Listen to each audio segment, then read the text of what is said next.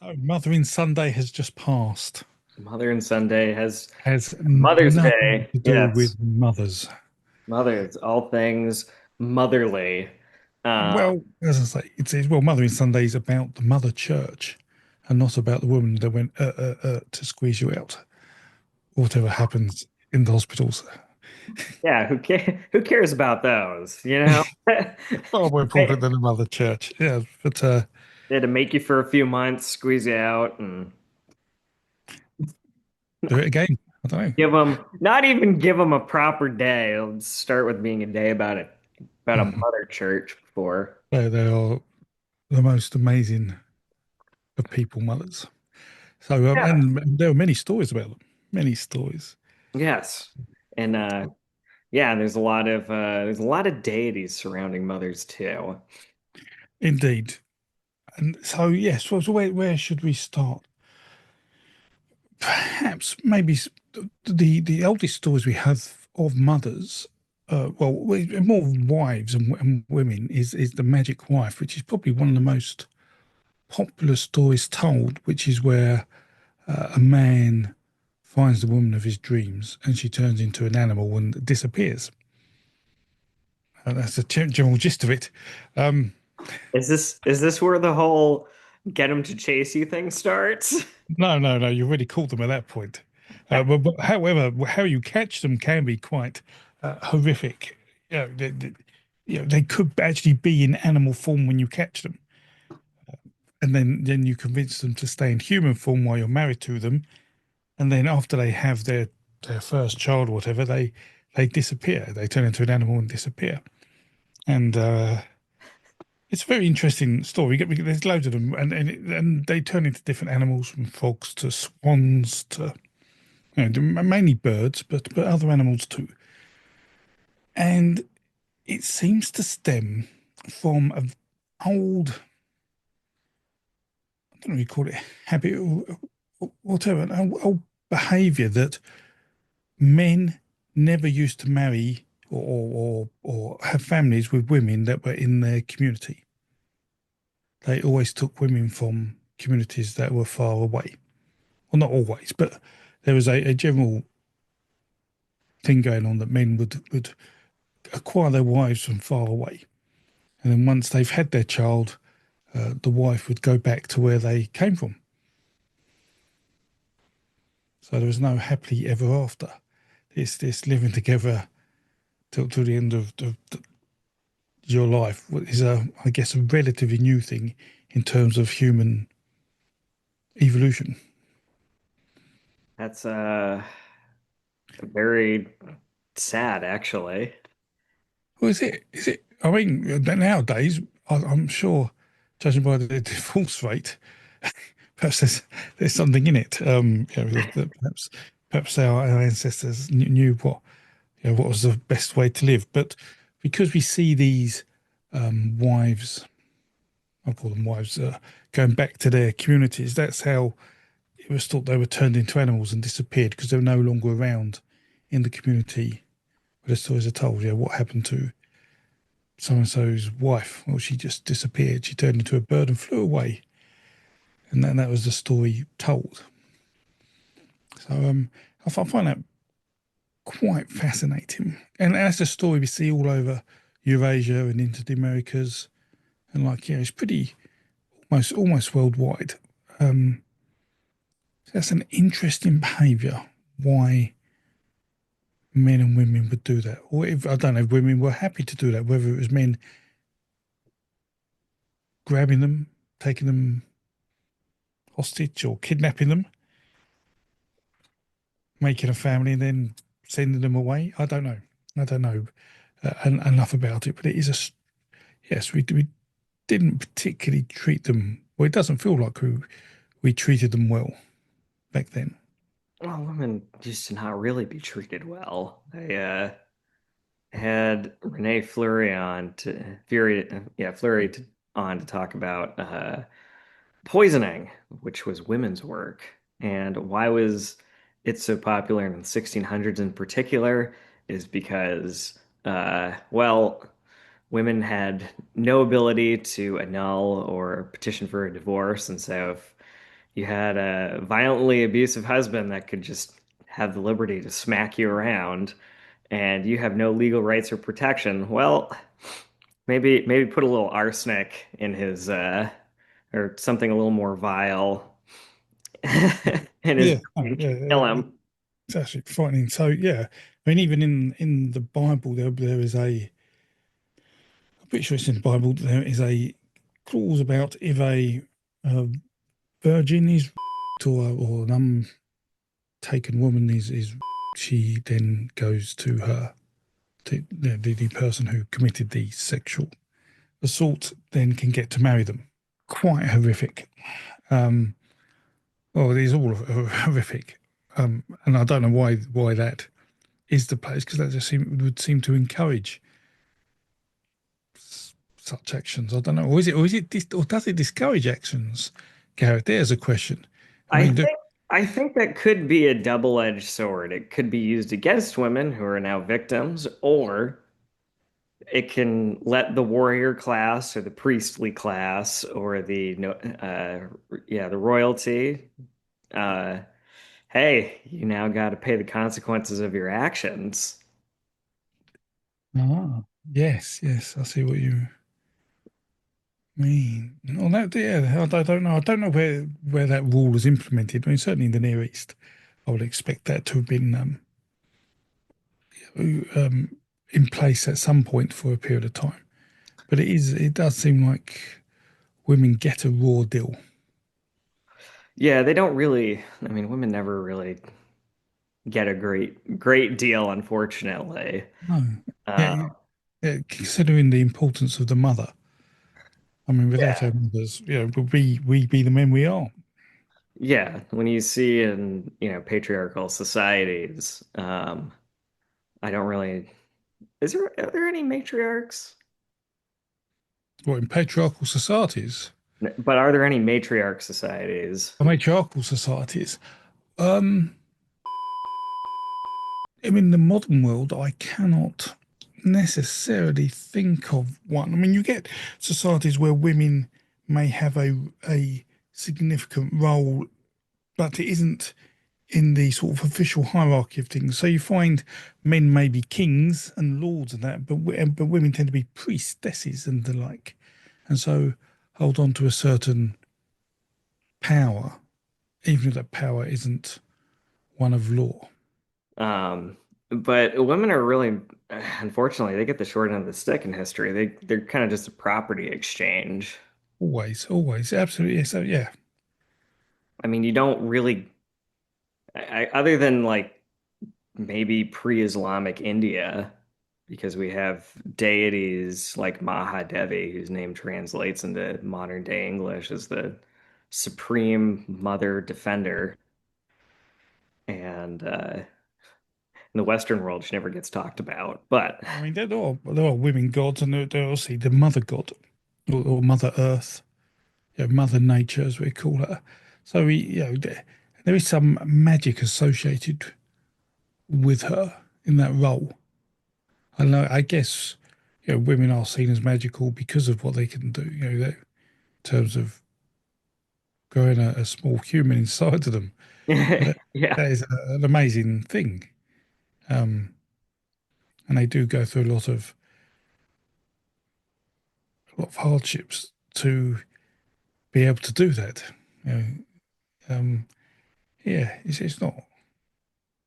I don't want to patronise women, but it sounds like they've got a raw, say a raw deal, really, all the way through it. And I Yeah. don't benefit so other than having that bond of attachment with your children. I Yes. mean, which fathers do have. I mean, I love my kids, but perhaps the connection between a mother and child is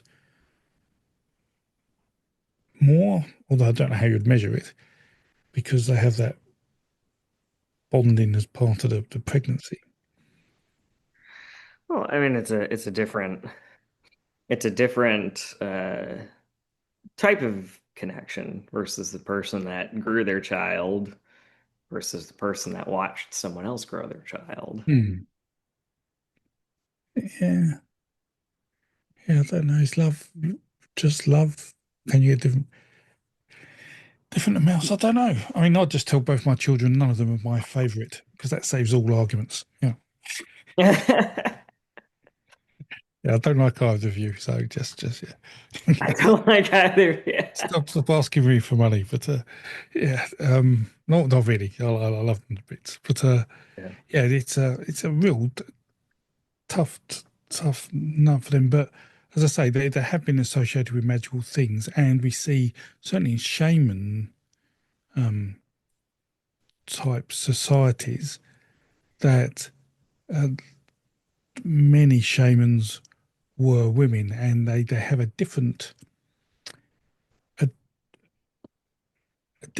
okay method of performing their magic when they are shamans as opposed to men. We see a transition of sort of belief and ritual between women and men shaman. So I think women shaman tend to be able to um, possess someone else or look in someone else's eyes, where men have to travel. Male shaman tend to travel to somewhere in a spirit world, where women just pass there and things like that, which is quite interesting. Why they think that, how that came to be. And that's quite significant in sort of Inuit type cultures. Yeah. It's interesting. Only the male shaman can pass. Well, no, there's some other cultures where uh, particular women's magic, I think maybe in Norse, walking the world in spirit, that might have been an important thing, like with the Valkyrie. Oh, that's interesting. The Valkyries. So we and what were Valkyries angels? I mean, it's like I know, It's not really an angel, like it's more of like a woman traveling in spirit form to help out the male warriors. indeed, but do you think that they were influenced from angels? I'm certainly a firm believer that Christianity had a significant impact on Nordic culture before. It was documented by Christian monks. Yeah, about 1300, yeah, in the 1300. But I mean, in the year 700 or 600, yeah, when these stories were being, some of these stories were starting to be developed and told. I mean, most of the stuff written in the Eddas, yeah, we could probably date back to 400 years before they were written down because of the language used. And so so you see, so Valkyries must have been talked about, let's say, in the year 1000, so a couple of hundred years before the Edda's written down. So if they're written down then, it could well be that they came along due to Christian influence because we see, you know, what would you call it? A kind of synchronicity, I guess you'd call it, between Christian and Viking belief in some of the way things are happening in terms of the use of temples in Viking culture or places to worship, which they wouldn't have usually had. They would have usually done it outdoors or, in view of the sun or in, alike. And they were independent. The Mjolnir, the Thor's hammer. Yeah. They think that's it could well be a reflection of seeing all Christians wearing crosses. You know, so there's some cultural interaction going on there without doubt. And there were people who were Christian there. So if a number of Nordic, Scandinavian people were mercenaries in the Roman army, so would have seen other religions. So could it be they came back with stories of angels and that influenced the story of Valkyries? Never looked at it like that before, but I'm starting to really see your point. Yeah, because jewelry is almost completely unimportant in that area until after they start interacting with until the Vikings start to interact with Europe. Hmm. Practically just doesn't exist. The type Exactly. of jewelry that Rome and Italy would be known for, and and then when they invaded Ireland, practically the only thing you see change in Irish art is you start to see dragons get added to their art, and then Okay, interesting. Anything that has a could be Celtic origin to it. Um, because I used to think that the Vikings were entirely influenced uh, by the Celts. Like at one point, might have been a Celtic tribe that turned and somehow had a disconnect from the rest of the Celtic world and then grew into becoming the Vikings. Mm. Yeah, And I'll be skeptical about that. I mean, there may well have been influence from Europe, although saying Celtic is a really ambiguous term anyway. But it is. It's like trying to define Romans' a kind of central stance in their religion because there's just so many exactly, individual cults that yes, just popped and up. sometimes, and you've got to talk over a few 100 year period where things are changing. And I Yeah, mean, there's certainly influence. We see influence from Germany going up into Denmark and up into Scandinavia, but we also see influence from the north coming down.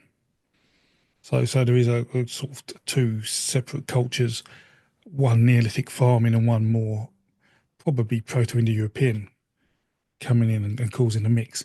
And there's certainly because we see Neolithic farming stories within the Viking culture. You know, they've persisted and they persist also in Greece, which is quite interesting. But you don't necessarily see them anywhere in between Greece and Scandinavia. And that's, that made me think, why is that? Why does that happen? And part of me thinks it's in Greece because Greece was the first place in Europe where the Neolithic farmers went, the Anatolian farmers, and so they had a longer period of time in there, so maybe more influence, and they're the earliest people.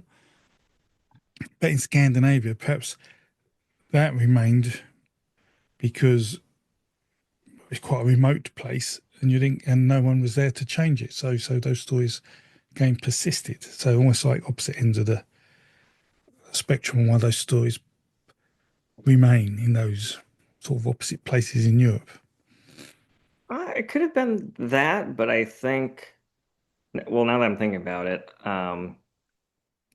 I think one of the things that makes the Norse unique, the eventually the Vikings unique, is because I think that they were isolated and they lived in such a harsh environment where they had to now kind of focus more on survival rather than um, being in a place like Greece where there's an abundance of warmth and food's consistently growing and you now you don't have to worry about making sure that there's enough food to last you the winter.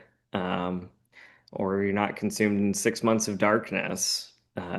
Greece kind of had a place where um, they you could just kind of go be a nerd and study things and be very artsy.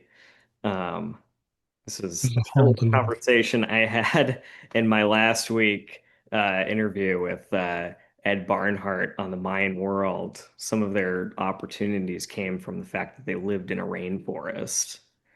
Um, and it Yes, yes, landscape definitely influences how society develops, and certainly Scandinavian society would have been smaller, be smaller parts of society, partly because the whole of Scandinavia was forest apart from the coastline.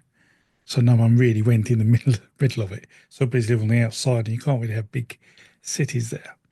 So yeah, there certainly would be influence there, which would help it stay remote, stay less influential and that. But yeah, it is interesting. We also see the so because Balder,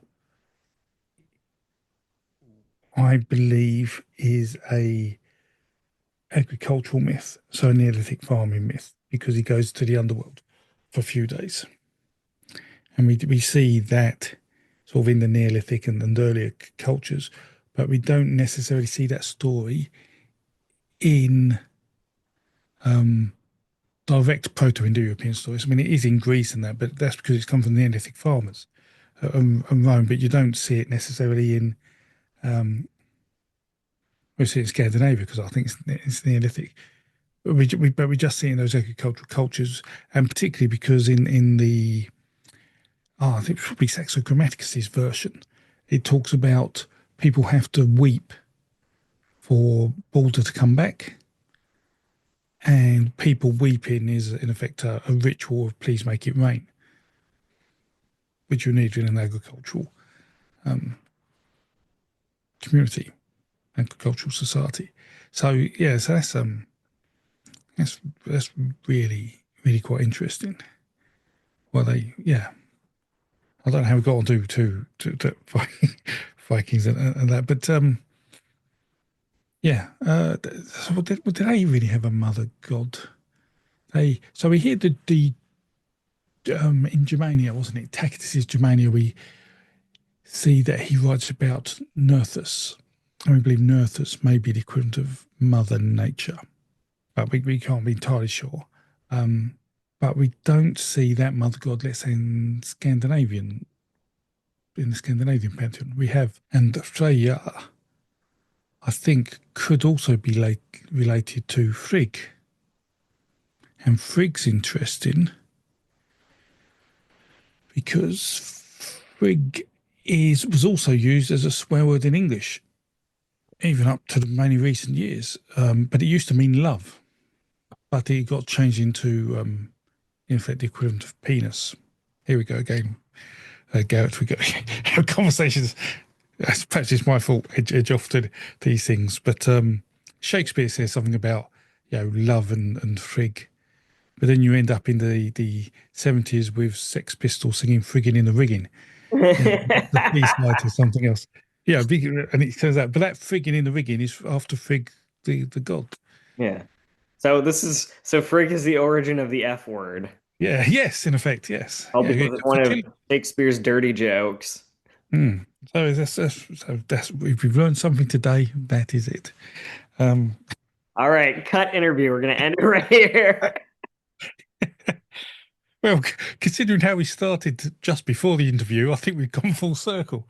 So, so yes, um, yeah. So yeah, women. So women are seen as fertility and magic from that point of view, but they're also interestingly seen as not very nice people. So you see in the Hávamál of the Norse, which is like a poem of proverbs, of sayings, like always be nice to strangers, that sort of thing. Well, in there's a line that says women lie, right? And it also says men lie. Okay, just to put the record straight, it says women lie, and like it says men lie because men will say anything to be able to lie with a woman, basically. But women also lie, and but I also think we see it in Herodotus. Like in Greece, he says something about women lying as well. I think it is, uh, although I can't recall that one. But women. So it's like there's almost like, although we've only got a small sample of data, but there could potentially be a Indo-European thought, or a general feeling that women are not to be trusted, which is, and I don't know if that goes on to explain why we treated them so badly and poorly, or whether there's something else going on there. But I think that's very interesting that gets mentioned and raised a few times. I can't even remember where I read that.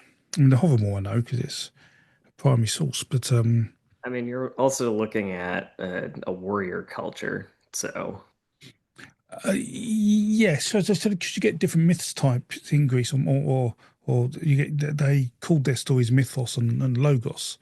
And mythos are the warrior stories of myths, but logos are myths, but they're the more well, they literally align them to women, women gossip type stories. maybe And it's because of how women could gossip about people. Maybe that's why they hated them so much. yeah, I'm not all I'm doing is regurgitating what I'm reading. These aren't my own views, by the way, but this is what I've read about. Because I don't want to get into trouble here, about these stories. And Yeah. I think I read that in Bruce Lincoln's Death, War, and Sacrifice. He talks about this, and he actually may mention Herodotus then in that about he's talking about lies, but he talks about the myths having different values. So mythos and logos, but by the time they get to Rome, everything's fabulae. Everything is, they consider it fantasy, like myths aren't real. Hmm. Um, so at that point, it doesn't matter if you've got a story of a warrior or a story of the princess bride or whatever. They're both considered as nonsense as each other amongst many people. Mm. Um, so it's quite interesting how stories were perceived and how women were perceived and whether that contributed to how they were treated. Yeah, because it starts, with a king, and then it's his priest, and then it's his warriors. Yeah, that's it. Yeah, and then a provider, commoner. Yeah, Yeah. women are not mentioned at all, which suggests that the stories were not written by women, or women were not involved in the storytelling. But there again, we do see some very old fairy tales, and there's some phylogenetic works been done on fairy tales, such as Jack and the Beanstalk and those stories are potentially five, maybe 7,000 years old, some of the oldest ones, which we can't imagine men telling those stories. So perhaps those stories have been persisted through history by mothers and families and children. But we just haven't. It's really a lot harder to prove that. Hmm. You can only prove that by looking at the dispersal of myth and say doing the phylogenetic research to probabilistically determine if they were an origin of that. But that's good to know if that was the case. Yeah.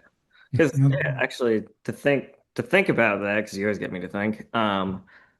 That funny enough, that does seem almost a lot of those do almost seem like a mom would warn you in detail about, like wandering off into the woods or don't take magic beans from strangers. indeed, and they're all very well. Although we've got modern versions of the story. I mean, the old, is it the Princess and the Frog? She throws the frog against the wall to kill it. In Little Red Riding Hood actually kills the wolf originally, and there's and Beauty and the Beast is almost if you listen to people like Jordan Peterson, it's almost like a woman's fantasy that she finds this beast like man and turns him into a handsome prince. But I'm not too sure whether Jordan Peterson is really qualified to talk about the evolution of stories. A good friend, I believe, Jonathan Pajot, who I'd really love to talk to. He's a Christian in Canada who talks about stories a lot, but he comes at them from a Christian aspect, really. He's rewritten some of the fairy stories, and I'd really love to be able to talk to him and understand where he's coming from those stories. In fact, I'd love to talk to Peterson about dragons and things like that. His myth of dragon versus my understanding of the dragon myth. That's also quite interesting. Like St. George? Oh no, early, well, the whole dragon myth all the way up into St George, but the earlier myth. So because St George comes from the cattle raiding myth, where we mistranslate cows into women. Well, the And I don't mean that offensively, by the way, again, because we don't want to get into trouble here. What's happened is that in Persia, you have a word Danu, and in Vedic, I think it's Danu. And this was probably before the poems were written down, people were talking the word, and the word Danu means in Persian, I think means cows that give milk, and in Indian it means females that lactate. And then when someone else came across the Vedic text, when it was written down, they saw females that lactate, and they thought, oh, they must be queens, not cows. And so the story of the dragon that captures cows turned into the dragon that captured women, which then came into Europe. So, and then that eventually turns into things like St. George and a dragon, where your dragons killing animals and then eventually ask for the child of the whatever. I think it's of the king, isn't it? That's one of the original stories, isn't it? They keep sacrificing animals until the king has to sacrifice his own children, and then he decides to kill the dragon. Which is quite a harsh outcome for the dragon. And I think it's Peterson who say dragons are always female because they're chaotic, which is really quite harsh. You know, But just because Tiamat was a yeah, well, I think that's there would be some influence in that, if you ask me. Because I don't think Peterson knows what he's read many things. Um, I don't necessarily know whether he's read actually enough mythology on dragons. Yeah, well, I mean, But, he has it because Mesopotamia, Inanna, the goddess of the moon, she's the one that gave the keys of civilization to humanity. hmm, And then actually one of the first, I think she's the first written female priest in society was okay. the Who was? daughter of the Oh, Assyrian king was was a devout priestess to Inanna. okay. Okay. So, yeah, we can have archaeological evidence of older women too, because was it not? No, I don't know. Was it Yeah, Nana who Inanna did? was the good daughter of Anu. Yes, She was the yes. one that chose to help society, and I think she's the first virgin goddess, and then She Ishtar turned was into the one that Venus, doesn't she? Was it? Because I think Aphrodite comes from her. So we see a migration of a Near Eastern goddess whose name escapes me. Very long name, beginning with N. I can't remember. But it flows into the Near East and her before going into through Phoenicia into Aphrodite, because Aphrodite wasn't actually one of the original Olympians, because we do not see her in the list of Olympians in the islands before the Greece is formed. And then she turns up later. And then when you see her on art, she often takes a back seat or a second rate god position. She's walking rather than riding horses or whatever than that. They treat her with a little sort of, like an outsider, which she is. So that's quite interesting. So that suggests that they didn't have a goddess of fertility originally. yeah. Well, they had a lot of odd gods connected to fertility. They did, but I mean, Greece is, yeah, has a weird pantheon because, like Zeus, for example, is a supreme god, much like Yahweh, but not like the Deus Putta, like you someone like Odin or Odin or some of the gods we see in even in the Vedic or the early Iranian pantheons. That they weren't supreme beings. You had sky gods and earth gods and fire gods and whatever. But Zeus was god of everything. He was all powerful, but more so than a chief god, and that's quite interesting. So if you've got that going on, it suggests that there's a lot of influence going on in Greece. That makes a lot of sense. I mean, if you look at it, I mean, I think the best way, more people should do this, is get a map of the Mediterranean and turn it clockwise 90 degrees, and then look at it. So the Near East is on the bottom.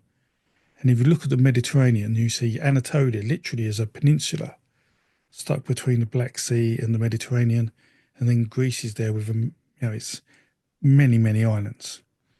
And if you look at it like that, and you understand the Near East is pushing up, I think it's a lot easier to comprehend the all the potential influences coming in and why Anatolia became strong and why Troy became an important city and things like that. So I'd recommend that to your listeners as a a good way to understand what the region really was than looking at it as we're used to. Because I think having Africa there can sometimes, I don't know, distort our perception of actually what was happening in the landscape. I mean, I'm not saying get rid of Africa because again, I don't upset all the Africans here. But yeah, because it is a large landmass, but there, apart from Egypt, there wasn't, and along the coast, there was some cultures going along there because they will influence the Egyptian, but not to the same extent as Greece or Anatolia or the Mesopotamia.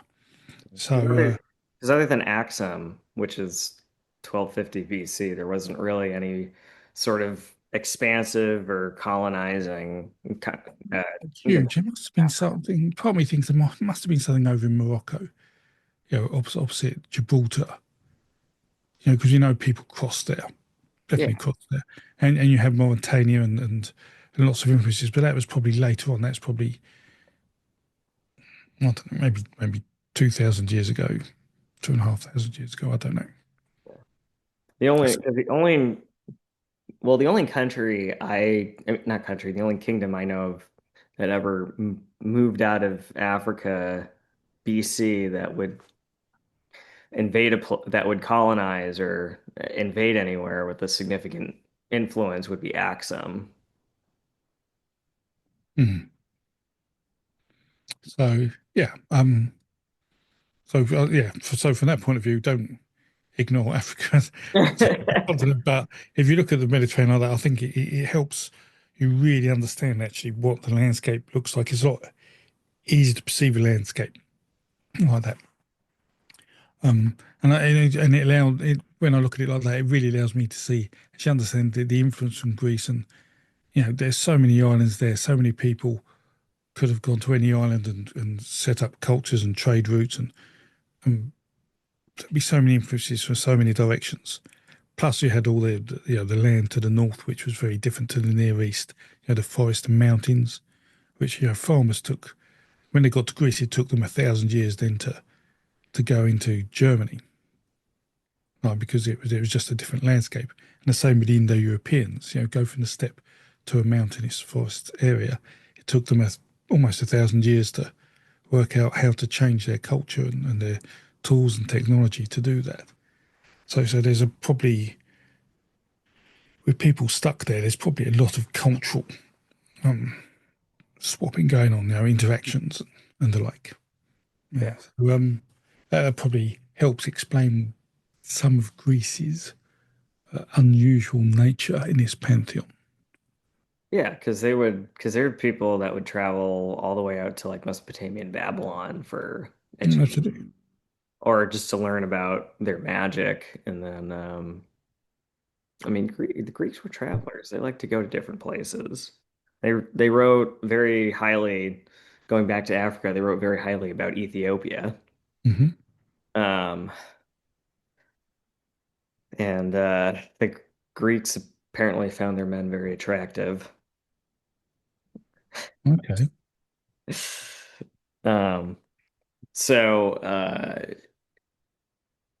yes, I mean, you have countries like Greece that traveled a lot. You have countries like Rome that invaded everywhere. Um, but you don't really have, yeah, you don't really have just kind of like your standard, they just trade with people kind of culture where you can see based on who comes in and who goes, where you can just see the influence there. That, Um, there's a lot in Greece there. I mean, got Persia. I mean, Persia. I mean, because it depends how far back you go. Because of the Silk Road was Persia was like the sort of like the crossroads into Europe and the like. So down to the Near East.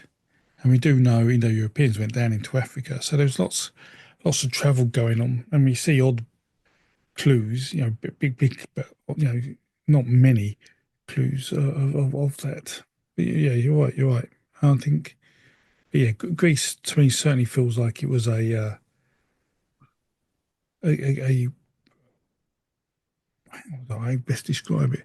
It was just a fermenting pot of trade and religion and culture and thinkers and yeah, that allowed it because it was sort of stuck where it was for so long, not really changing. I think that helped make it develop as it did until some of them obviously left for southern Italy and to which this is like history in the Roman Empire.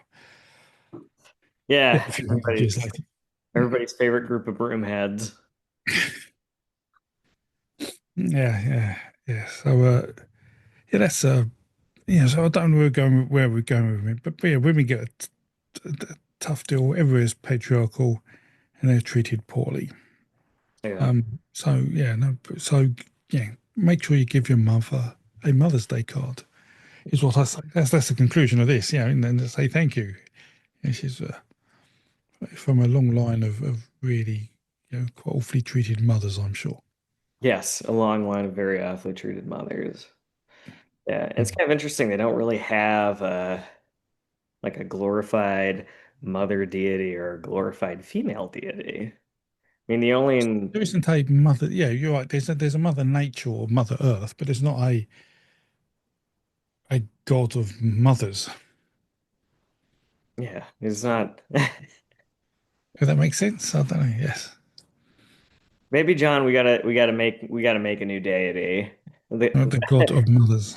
God. Maybe I don't know. Yes, but yeah, the representation of women's sexuality, it does seem to be far more limited. Oh, very limited. It's like not there. Like the closest you're ever gonna get is in, or the most you're ever gonna get is like ancient Egypt, where they were so sex friendly. There wasn't even a concept for a virgin.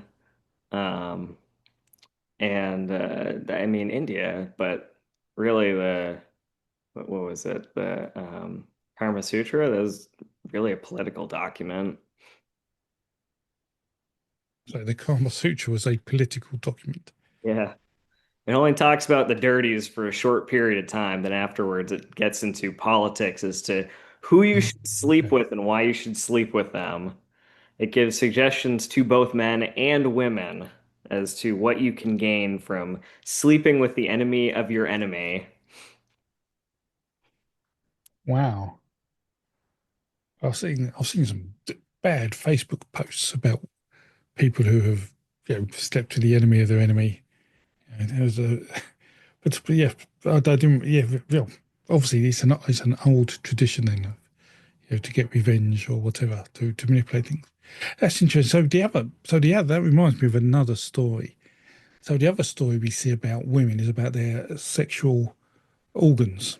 Speaking of 15-foot linger, and that is that women's were often considered as being toothed or had a poisonous animal in them. Oh, like Teeth? That that Teeth. ridiculous Yes. movie? It's the Yes. I haven't African seen the turds. movie, but yeah, yes, but it's oh I came up with a fantastic name for it, so I won't get banned off YouTube by keep saying all these names for sexual organs and teeth. But yes, the dente, these We can call it the flower. there's flower teeth, and yeah, so yes, and part of me thinks that was the case to prevent men.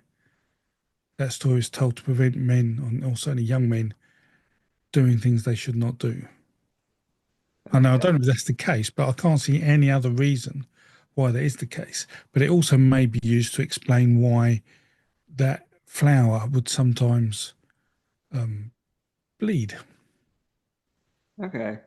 Yeah, I could see that happening as well because most of humanity was pretty malnourished throughout most Hmm. of history, particularly when you get into colder areas as well, where you're going to be living off of like grains and cereals and breads for majority of the year.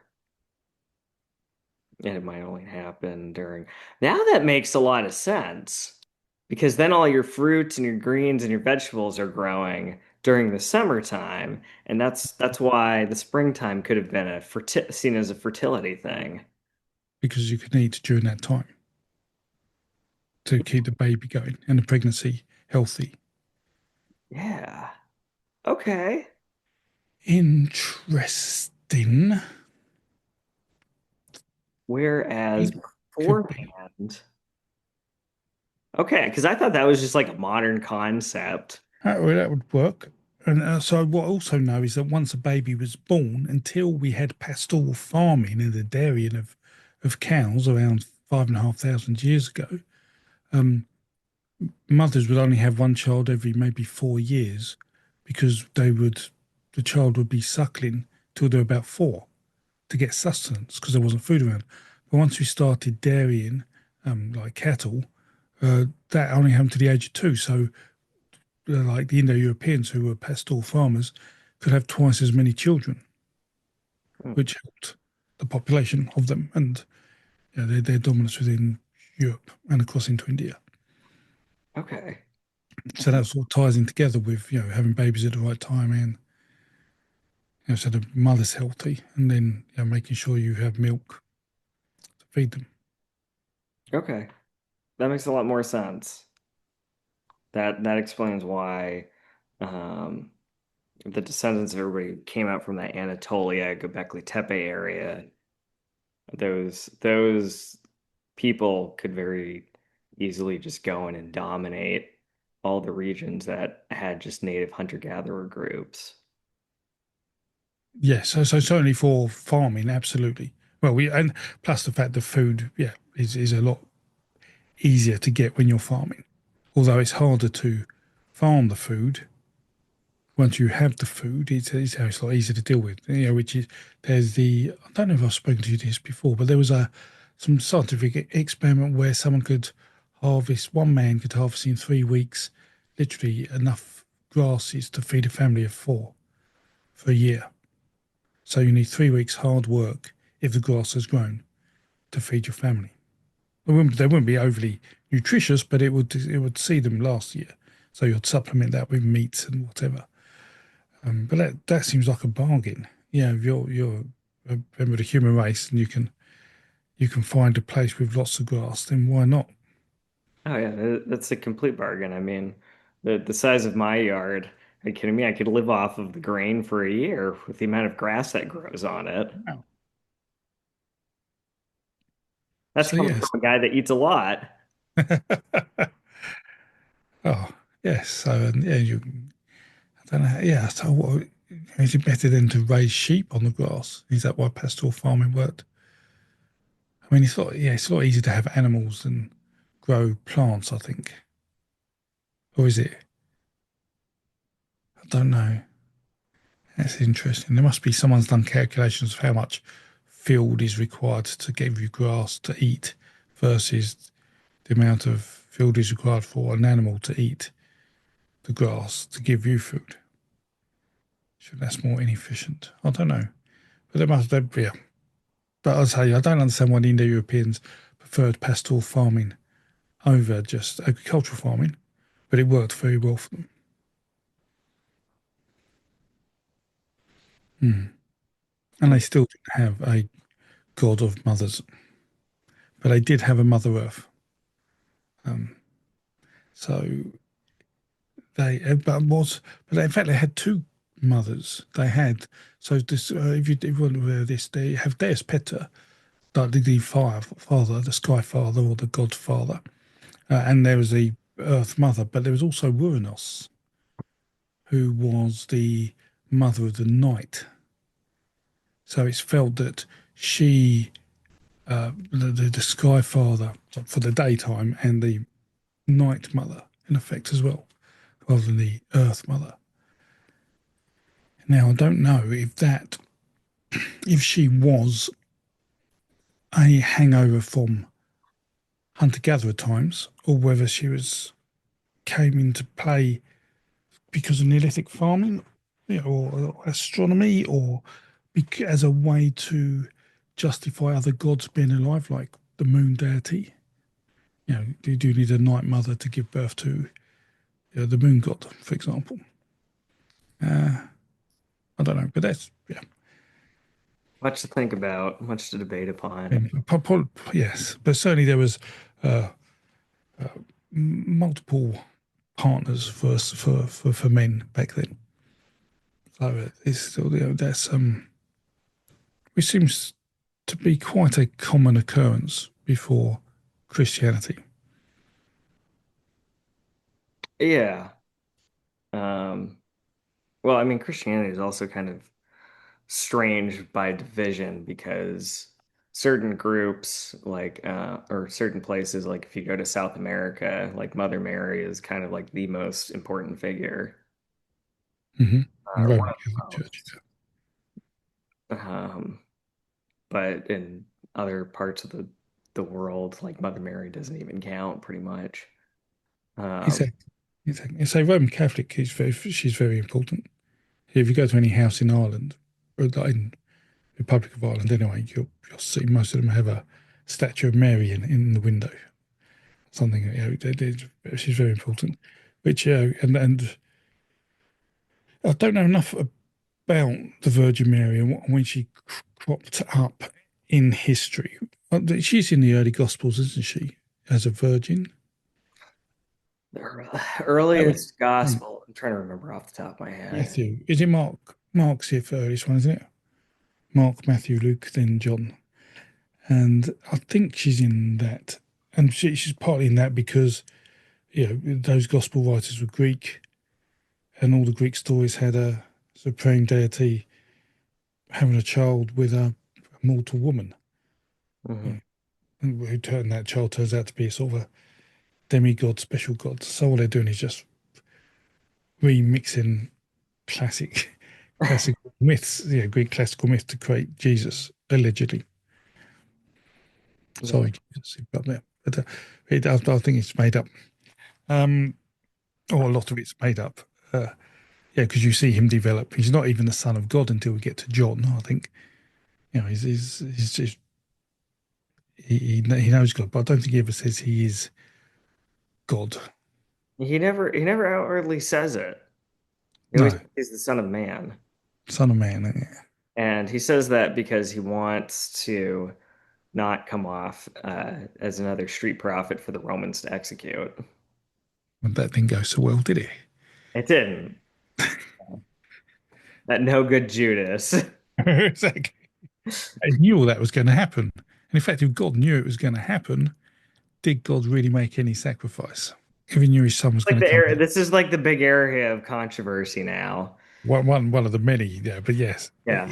I mean, if we talk about it in terms of if he knew it was going to happen, then he knew that Jesus was going to be forgiving people on the cross, which is yet another really important Christian mythos, is that even nailed to a cross, he was still giving people unconditional love, still helping people find a second chance. Which, to be honest, if I was nailed to a cross, I would definitely not be able to do that. no, no, it's a bit hard. Now, I think I had this great thought the other day. I still wonder why Christianity really became popular in the Abrahamic faiths. And I think it's down to who wrote the Bible, in effect, at a high level. And by that, what I mean is that if you look at the Bible tends to be the word of God. You know, it is. So, in effect, people argue that, the words they write down are God's words. Moses went up the mountain, heard from God, wrote something. Jesus, the Son of God, wrote something. If you go to Islam, Gabriel came down and told Muhammad what to write. All messages from heaven. But if you look at other religions, like let's say the Greek or the Old Norse, their stories weren't coming from gods. They're about the gods, but the gods didn't tell them that story. And I wonder whether there's some psychology in that which made people want to believe the Abrahamic stories more because they were told that they came from the gods. What do you think of that? That is an interesting point to say how certain people were selected by God to talk about or to share something with the world. Um, Unfortunately, it's helped contribute to a lot of modern day idiocies. Um, that could be the case, or that could be a cog in the wheel. Yeah, but it That part is of something, though, I mean, creating a direct connection could be very interesting, but um, I'm going to send a counter argument and saying I think that was part of the reason why it got so heavily persecuted so many times by the Romans early on. yes, oh, absolutely. I mean, Christianity didn't form to what was form in the way we know it till about 350, 400 years after Jesus was allegedly born. It took some time to. Yeah. to And develop they weren't knowledge. even, yeah, and funny enough, they weren't even called Christians during the first like century or two. Mm, They mm. were just called like some renegade group of Jews or a branch off sect of Jews. Was it Pliny wrote about them? I think it was, wasn't it? Was it I, Pliny? I think it might have been Pliny who wrote about having a group of these I can, rebels. yeah, I do see that though, being a big Maybe an influence contributory. in them. But I Yeah, think for me though, my biggest belief is you had a group of nobodies interacting with like the lower class, the working day people, and it was to the Western world this new religion of, hey, let's try and help people out and be good to people. exactly. And if you come to the sermon, we give you food, which helps. You know, they didn't distinguish. You know, men, women, and children could join. Yeah, and As well as men. it was something open to everybody. Exactly. There was no sort of secret to it. It wasn't a, secret cult and esoteric sort of knowledge based thing. So yeah, I You think had to get a letter of reference from someone. yeah, exactly. So it was all it was all designed to get as many followers as possible. It was the Timu, as we would say over here, of religion. Team of religion. You have Timu over in the States? We do. Yes, the Chinese super cheap thing that everybody, yeah, well, they knew. So yeah, that's yeah, they did a good job selling Christianity. And I think, yeah, that may have been one of the reasons why. Yeah, I think that yeah, those two things that they talk about direct profits because I think what is in more recent years the Baha'i faith, Oh yeah, well they're a bit of a divide, because aren't they? not only It's, is their holy land directly behind my house, but yep, where their prophet walked like I don't know 120 years ago or something like that. But they had I think it's because they have a direct connection. They have his direct writings. I think that might be something that's so appealing. exactly. Yeah, way I look at it is if you can't argue against Islam to a Muslim because to them their writings are from God. You know, so it's a you can't break that. Yeah, so then that's the problem. But because because I've spent the last few weeks actually arguing with people that a lot of all religions, in my opinion, are man-made. So when people say, "Oh, we follow this religion and it tells us to do this," it actually doesn't. What it's doing is that someone somewhere has some set of biases in them. They write a religious story which has a justification on why they think that way, and then people belong to that religion and follow that story and say, "Oh, yeah, that story tells us to believe this way," where in fact they believe that way to write the story that they then follow. Which is why I think when you change the author of the story to a god rather than no one or humans, then it then becomes far more credible to the people who have faith in it.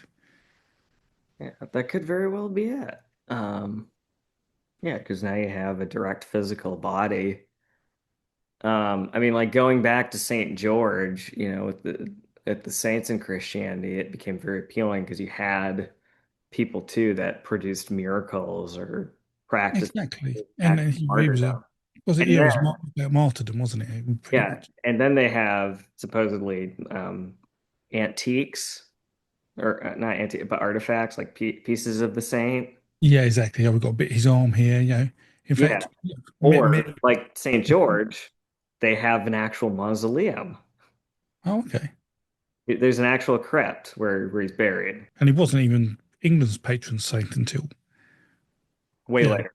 way Way later. Yeah, we had our own. We had a different patron saint for a while.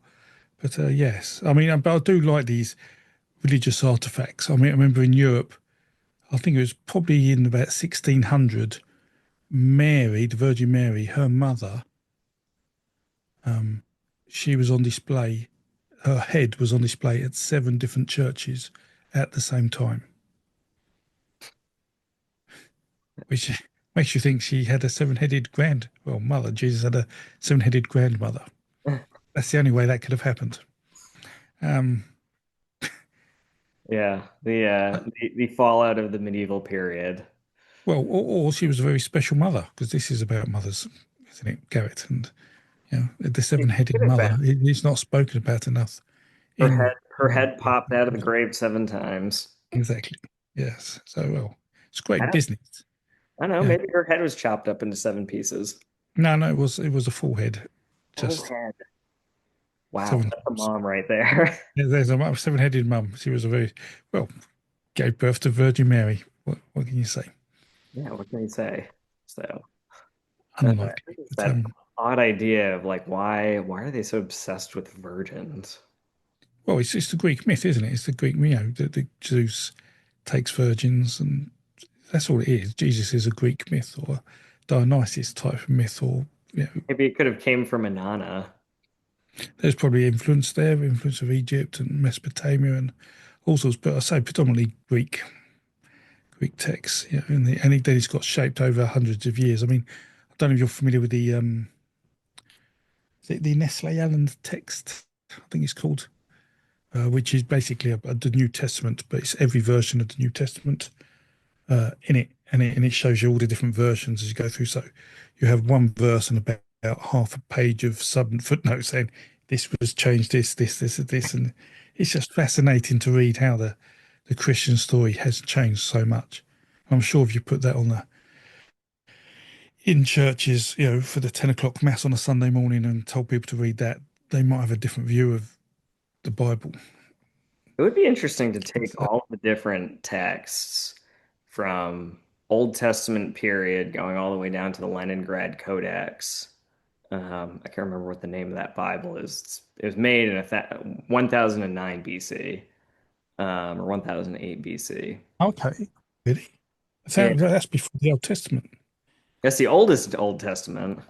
I mean, It's the well, oldest of most of the all Old the Old Testament was written Testaments. into 500 or something, I thought, BC. Now you have the Leningrad Codex. I can't remember the name of what Bible it's called. It starts with an M. That's the translation of it. Then you have the Talmud, which is Yes. the first centralized Bible that was made to preserve Hebrew writing as the persecution of the Jews started with the Egyptians and the Romans.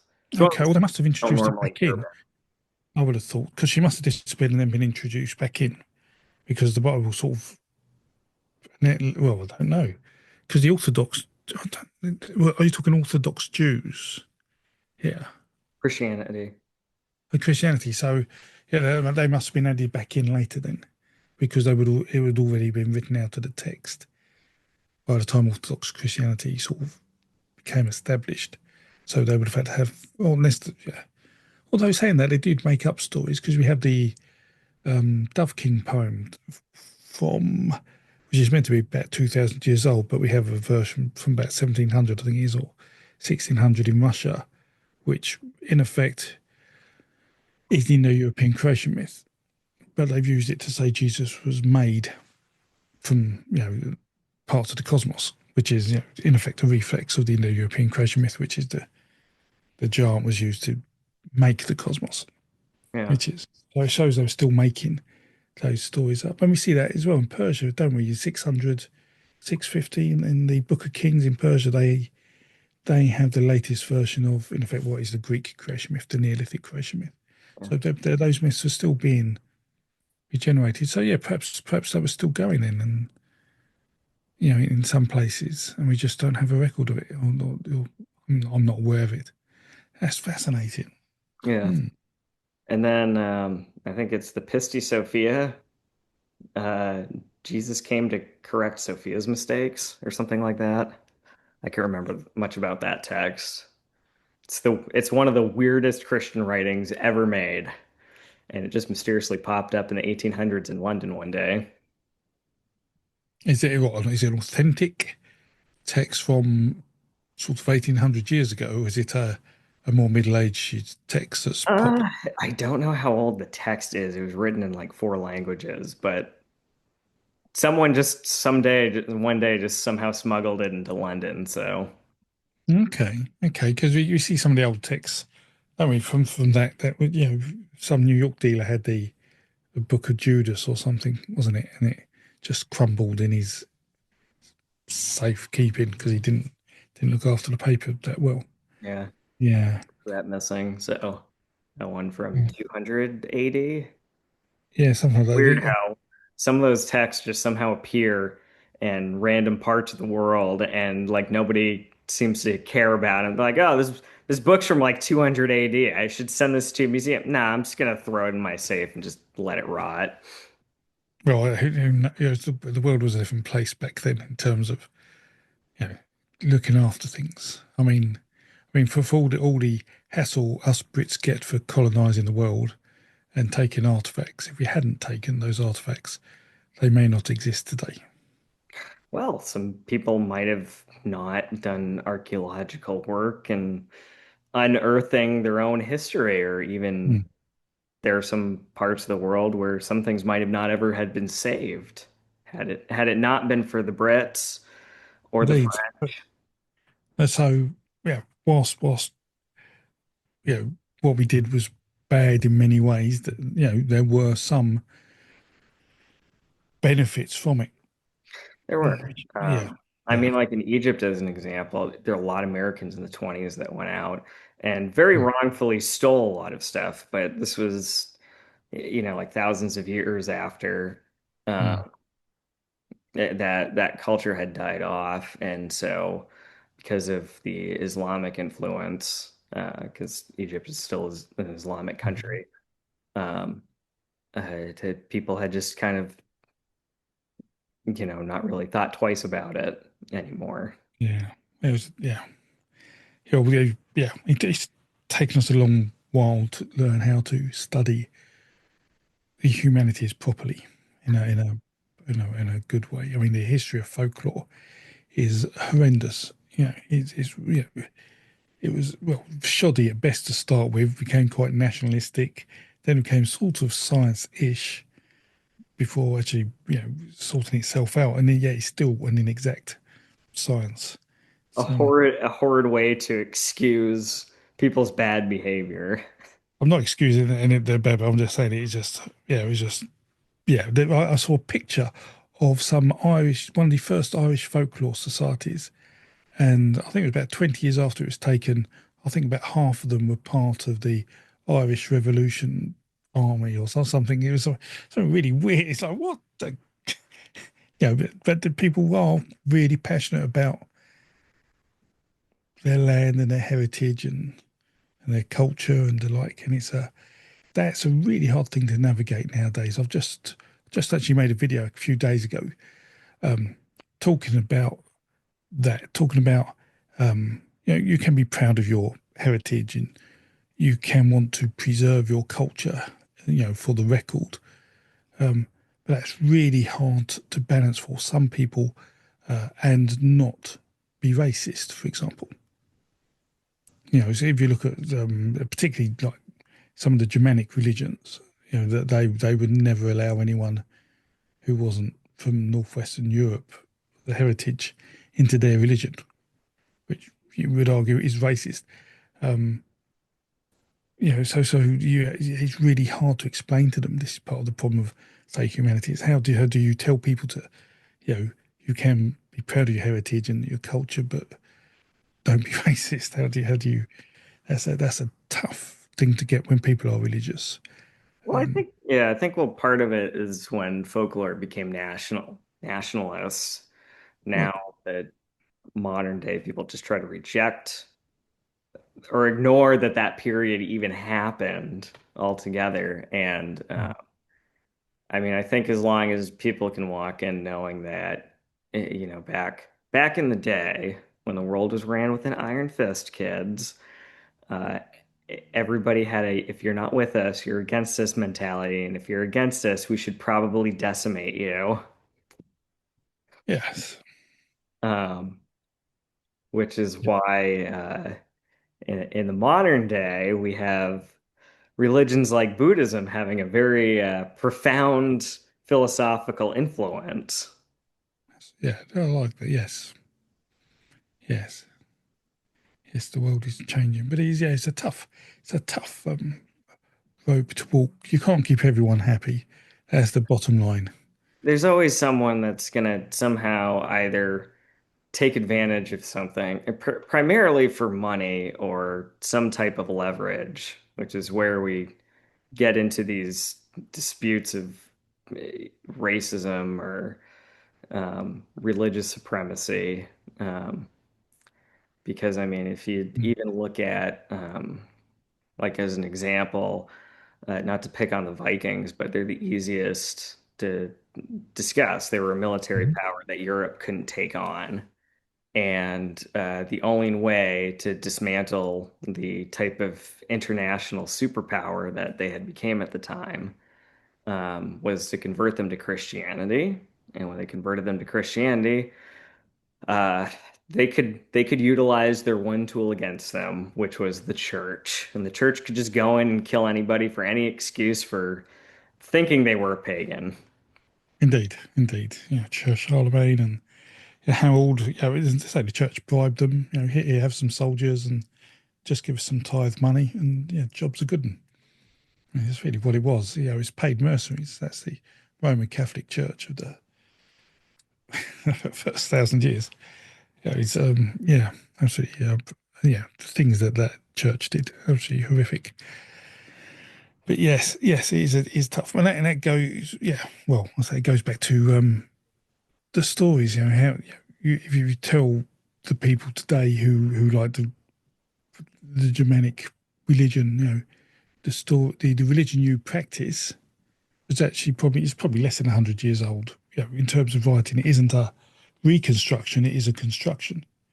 And if it's a construction and it has these bases in it, then surely those bases are wrong because you literally put them in there to then say, well, yeah, that's our religion, but no, they're your words, and you're just using the religion as an excuse. It's we're in a very interesting time at the moment.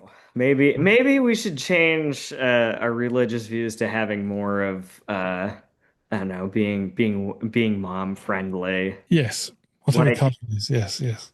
yeah, exactly. Don't be racist and support. That's the conclusion of today's video. But definitely give your mum a hug. Your Yes. mum's alive. Let her know you love her.